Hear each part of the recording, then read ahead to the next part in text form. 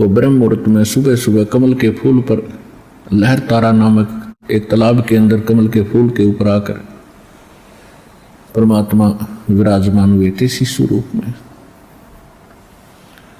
वहां से उनको नीरू नीमा नाम के जुलाहा उठा ले गए थे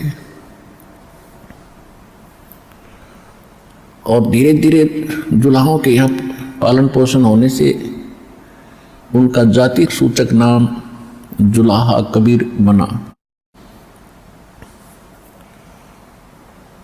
और वो परमात्मा किस उद्देश्य से आते हैं? यथार्थ ज्ञान अपनी आत्माओं को समझाने, बताने, सुनाने के लिए आते हैं। वेदों में प्रमाणित है कि वो परमात्मा सचखंड में, सतलोक में, रित धाम में रहते हैं। वहां से सहशरीर आते हैं गति करके, विद्युत जितनी तीव्रता से वो यहां आकर प्रकट हो जाते हैं और फिर यहाँ अच्छी आत्माओं को मिलते हैं, उनको तत्व ज्ञान से परिचित कराते हैं।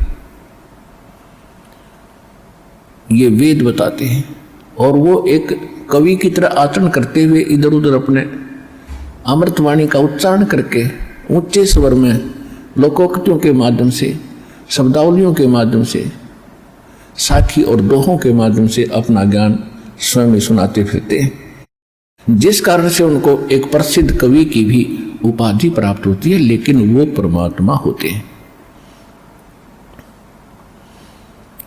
और जिन अच्छी आत्माओं को परमात्मा मिले उन्होंने भी यही गवाही दी है। पुण्यात्माओं,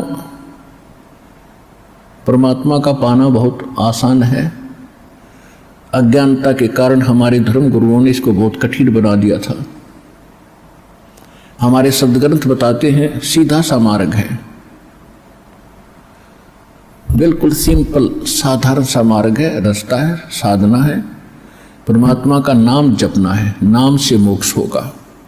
उसकी सहयोगी क्रियाएं हैं, ये 5 यज्ञ हैं, ये भी आप करते रहिए। इतना सा काम है, अपना घर गृहस्थ के अंदर भी जैसी जिसकी सेवा भगवान ने दी है, ड्यूटी दी है, उसको भी करते रहिए और आपको सफलता मिलेगी। जब हम महादुखी हो जाते हैं भक्ति ना करके, और हमें जब तक सुख होता है तब तक तो हमारे पुण्य चलते हैं। जब पुण्य समाप्त हो जाते हैं तो हम दुखों का पहाड़ झेल रहे होते हैं। तो उस समय चाहे राजा भी क्यों ना हो, वो परमात्मा की ही शरण जाने की सोचता है। उसको मालूम है कि परमात्मा एक परम शक्ति है और वो दुखी को सुखी करता है। और आप यदि पहले ही भगवान की शरण में होगे तो दुख होंगे ही नहीं। जब तक हम कबीर परमेश्वर की शरण में नहीं आते तब तक हमें अपना प्रारब्ध ही प्राप्त होता है।